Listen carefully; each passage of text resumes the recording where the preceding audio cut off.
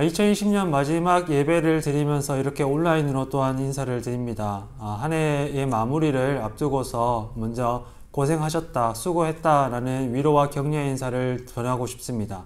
코로나19라는 특수한 환경 속에서도 변함없이 우리는 일상의 자리를 굳건하게 지켜왔습니다. 때로는 좋은 날도 있었고 나쁜 날도 있었을 것입니다. 산길을 오를 때 오르막길을 만났다가 내리막길을 만나는 것처럼 말입니다. 그럼에도 불구하고 한 해를 마무리하는 이 시점에서 평안하게 한 해의 끝을 맞이할 수 있다는 이 사실에 함께 감사할 수 있었으면 좋겠습니다. 그렇게 우리 삶을 인도하시고 돌보시는 하나님 앞에 감사드리며 함께 우리의 믿음을 고백하며 하나님을 예배합시다. 나는 전능하신 아버지 하나님 천재 창조주를 믿습니다. 나는 그의 유일하신 아들 우리 주 예수 그리스도를 믿습니다. 그는 성령으로 잉태되어 동정녀 마리아에게서 나시고 본디오 빌라도에게 고난을 받아 십자가에 못 박혀 죽으시고 장사된 지 사흘 만에 죽은 자 가운데서 다시 살아나셨으며 하늘에 오르시어 전능하신 아버지 하나님 우편에 앉아 계시다가 거기로부터 살아있는 자와 죽은 자를 심판하러 오십니다. 나는 성령을 믿으며 거룩한 공교회와 성도의 교제와 죄를 용서받는 것과 몸의 부활과 영생을 믿습니다. 아멘. 2020년의 마지막 예배를 준비하면서 어떤 찬양으로 함께 고백할까 하고 생각을 해보았는데 우리의 모든 삶이 하나님께서 도우시고 인도하시고 돌보셨던 은혜라는 것을 함께 고백하며 감사의 찬양을 드릴 수 있었으면 좋겠습니다. 함께 찬양하시겠습니다. 주 나의 모습 상한 나의 맘 보시네. 주 나의 눈물 안에 홀로 울던 맘 아시네. 주 사랑 내게 그 사랑이 날 채우네. 주 은혜 내게 있네. 그 은혜로 날 세우네. 세상 소망 다 사라져가 주의 사랑은 끝이 없으니 살아가는 이 모든 순간이 주 은혜임을 나는 믿네. 세상 소망 다 사라져가도 주의 사랑은 끝이 없으니 살아가는 이 모든 순간이 주 은혜임을 나는 믿네. 살아가는 이 모든 순간이 주 은혜임을 나는 믿네.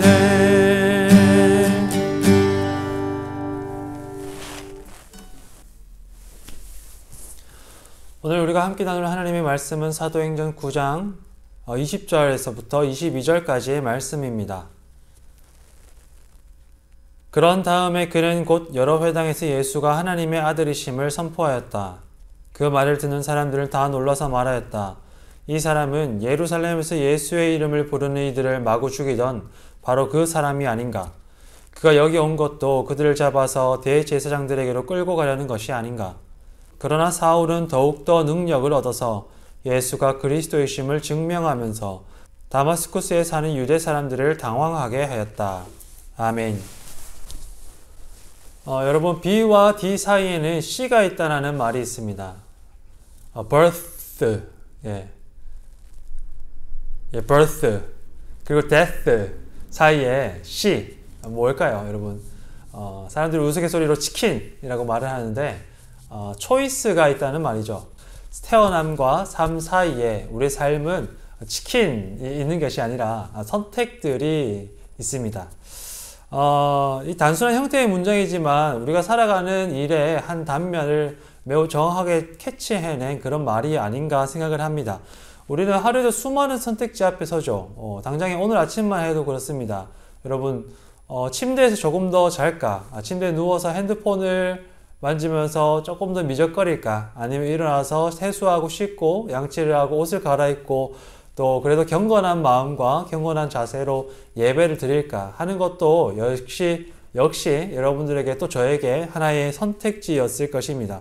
물론 여러분, 우리가 때로 선택하는 것에는 그 선택 자체가 강요되는 경우도 있습니다.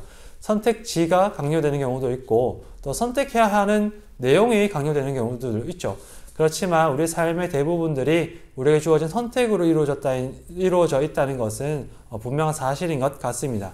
제가 대학교에서 공부했던 과목에서는 이 체인 리액션이라는 개념이 굉장히 자주 등장했습니다. 우리말로 연쇄작용이라고 번역되는 이것은 한 사건, 앞의 사건과 그 다음의 사건이 매우 긴밀하게 연결되어 있음을 나타내는 의미입니다. 물론 이제 다른 학문에서도 자주 사용되는 개념이기도 하죠. 이 마치 사슬처럼 사건들이 서로 이어져 있어서 앞의 사건은 뒤의 사건에 영향을 미친다거나 혹은 앞의 사건이 조건이 되어서 뒤의 사건을 다시금 일으키게 될 때 그런 표현을 쓰게 됩니다. 그런데 여러분, 선택도 비슷한 것 같습니다. 어떤 선택은 그 다음에도 비슷한 선택을 내릴 수 있도록 영향을 미칩니다. 예를 들면 여러분, 마치 이렇게 물건을 쓰면 쓸수록 손때가 타고 길이 드는 경우들이 있죠. 가죽 제품은 쓰면 쓸수록 특정한 부위, 내가 손이 닿는 부분이 계속해서 길이 들여져서 거기 형태가 잡히는 것들을 우리가 경험하게 됩니다. 혹은 이런 경우도 있습니다. 옷을 사려고 매장이나 인터넷 쇼핑몰을 둘러보면 우리는 매번 혹은 많은 경우에 비슷한 옷, 입어봤던 옷에 먼저 손이 가고 눈이 가는 경우가 있습니다. 그렇게 해서 취향이 또 형성되기도 하죠. 무엇이든지 여러분, 처음이 어렵다라는 말이 있지 않습니까? 새롭게 해보는 일은 첫 문턱을 넘는 일이 가장 어렵습니다. 첫 문턱만 넘고 나면은 그 다음부터는 그 일을 다시금 수행하는데 그렇게 부담을 느끼지 않게 되죠. 첫 시작을 선택하기 전에 있었던 두려움과 불안이 조금 줄어들고 나면, 익숙해지고 나면 보다 편한 마음으로 행동을 이어나갈 수 있게 됩니다. 마치 아무도 걸어가 보지 않은 길에 처음 남겨진 이 발자국처럼 말이죠.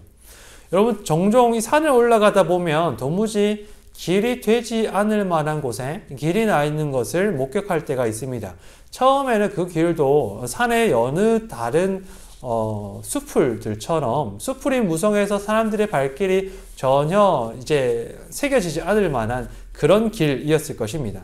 누군가가 처음에 그 길 위에 발자국을 남겼을 때, 그리고 그 다음 사람이, 그 다음에 누군가가 그 발자국을 보고서 그 위에 또 발을 딛게 되었을 때, 그 발자국을 보고서 따라 걸어가게 되었을 때, 이 풀이 무성하던 곳은 수많은 발자국이 남겨져서 풀의 뿌리가 마르고 딱딱한 바닥이 드러나서 마침내 사람들이 지나다니게 되는 길이 되게 되는 거죠. 그리고 길이 없던 곳에 한 번 길이 생기게 되면 사람들은 길이 아닌 다른 숲을, 그러니까 사람들의 발걸음이 닿지 않은 그 새로운 길을 걸어가는 것이 그렇게 쉽게 일어나지 않습니다. 여러분, 선택은요, 마치 사슬처럼 다른 선택을 불러들입니다. 생각과 마음도 비슷해서 어떤 선택을 내린 후에는 그런 식으로 생각하고 그런 식으로 마음 먹기에 익숙해진 자신을 발견하게 됩니다. 그래서 여러분, C로 가득 찬 B와 D 사이를 지나가면서 수많은 C를 내려왔을 우리들에게는 저마다 익숙한 생각과 마음의 길이 있는 것 같아요. 그것이 사람들마다 조금 더 뚜렷하거나 혹은 아직까지 좀 희미해서 특별하게 드러나지 않는 경우들도 있겠지만, 우리가 내린 비슷한 선택들이 쌓이고 쌓여서 오늘의 자신을 빚어내린 것입니다. 그래서 같은 사건을 두고서도 여러분들도 친구들마다 서로 다른 생각과 마음을 가질 수 있겠죠. 서로 다른 관점이나 해석을 가질 수도 있는 것입니다.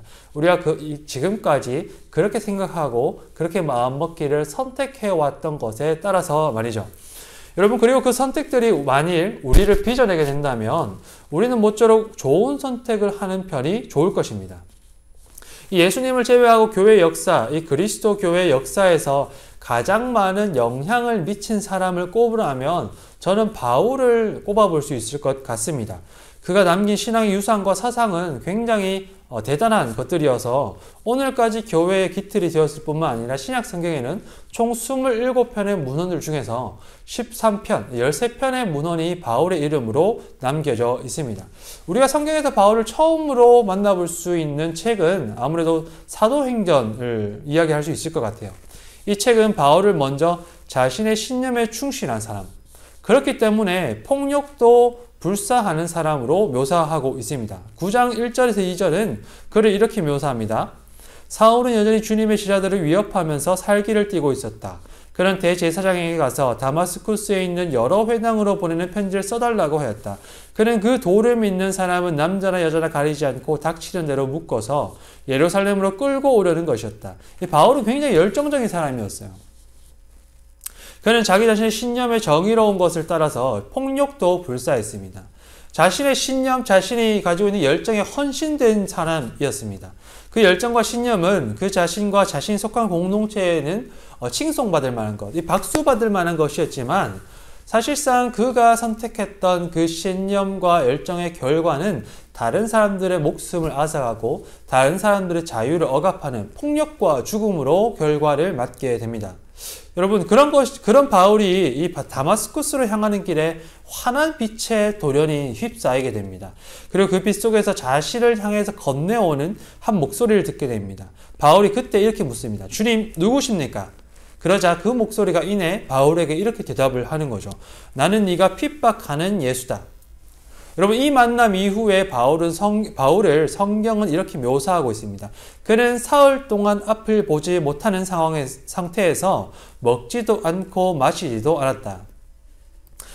예전에 누군가가 이 책을 잘 읽는 방법이라고 이야기해 줬던 말이 생각이 납니다. 이 검은 것과 검은 것 사이를 읽으라 라는 이런 말을 해줬던 것 같아요. 무슨 말이냐면 문장과 문장 사이, 문단과 문단 사이, 그러니까 행간, 그러니까 흰 여백을 잘 읽으라는 말이죠. 성경은 물론 다른 책들도 그렇지만 때로는 많은 것을 쓰지 않기 때문에 흰 여백을 글자와 글자 사이, 문장과 문장 사이를 우리의 상상으로 또 생각으로 한번 채워볼 필요가 있습니다. 이 불현듯 앞을 보지 못하고 사흘 동안 어둠 속에 지내야 했던 바울은 그 시간을 어떤 생각으로 보내었을까요? 지금까지 바울은 자기 확신에 가득 차서 자기 선택을 한 번도 의심해 본 적이 없는 사람이었습니다. 그렇기 때문에 다른 사람들 생명을 빼앗는 것도 아랑곳하지 않고 굉장히 확신에 차서 당당하게 행할 수 있었던 것이죠. 여러분, 그렇게 지나온 자신의 역사 앞에 예수 그리스도가 돌연히 나타납니다. 이제 그 만남이 바울을 멈추어 세웠어요. 사흘 동안. 그 사흘 동안 어둠에 갇혀서 바울은 어떤 생각을 했을까요? 바울이 어떤 생각을 했는지 우리는 분명히 알 수 없습니다. 하지만 그에게 다시금 선택지가 주어졌다는 것은 우리가 한번 분명하게 이야기해 볼 수 있을 것 같아요. 바울은 지금까지 내렸던 선택과 같이 익숙한 길을 따라서 계속해서 앞으로 나아갈 수 있었을 것입니다. 그러니까 어제 내렸던 선택과 비슷하게 그리스도인들을 핍박하고 그들을 사로잡아서 법정에 세우고 때로 필요하다면 돌을 던져서 사형을 하는 그런 일들, 그 길, 그 선택, 그와 같은 생각과 마음을 내일도 똑같이 먹을 수 있었을 겁니다. 이게 첫 번째 선택지였습니다. 지금까지 이것이 최선이었다, 가장 좋은 선택이었다라는 확신을 앞으로도 붙잡고서 자기 신념과 열정을 지속할 수 있었던 것이죠. 여러분, 그런데 예수 그리스도와의 만남에 그는 새로운 길을 또한 발견합니다. 그것은 돌아가는 길이었어요. 지금까지 앞으로 쭉 이어져 나왔다면 이제는 돌아가는 길입니다. 지금까지 내려왔던 선택을 부정하고 다른 선택을 처음으로 시도하는 것입니다. 물론 이 선택은 굉장히 어렵습니다. 해보지 않은 처음 하는 선택이기도 하지만 지금까지 내가 옳다라고 생각했던 그 선택을 부정하고 돌아가야 하는 길이기 때문이죠. 여러분, 구약 성경에서 회개를 뜻하는 말은 돌이키다, 돌아가다 라는 동사에서 나옵니다. 지금까지 걸어왔던 길에서 방향을 바꾸어서 되돌아가는 것, 되돌아가서 다시 시작하는 것, 하나님을 떠나온 길에서 돌아서서 하나님께로 다시 돌아가는 것, 구약 성경은 그것을 회개라고 보았던 것이죠. 바울에게도 선택지가 주어졌습니다. 이 가던 길을 계속해서 가거나 지금까지 가져왔던 신념대로 꿋꿋이 걸어가거나 혹은 회개하는 거죠. 돌아서는 것입니다. 그리고 바울은 결정을 내리게 돼요.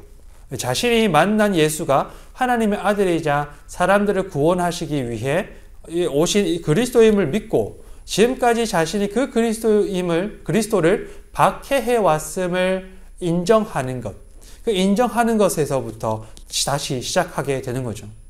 여러분, 그 선택이 지금까지와는 전혀 다른 결과를 낳게 됩니다.